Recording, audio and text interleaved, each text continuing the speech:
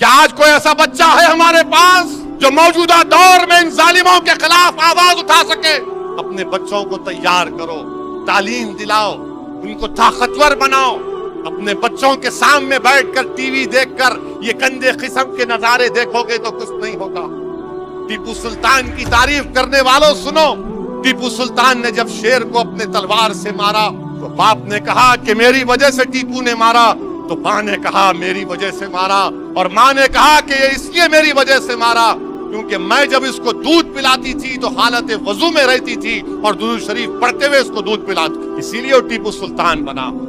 जिसकी मां नेक होगी उसकी औलाद भी नेक होगी, जिसकी मां नेक होगी उसका बच्चा दीन और कौम के लिए लड़ेगा और मिटेगा। जिनकी माएं कमजोर होंगी, याद रखो माशरे की तश्कील के लिए जरूरी है कि हम अपने माशरे की बुराइयों का खात्मा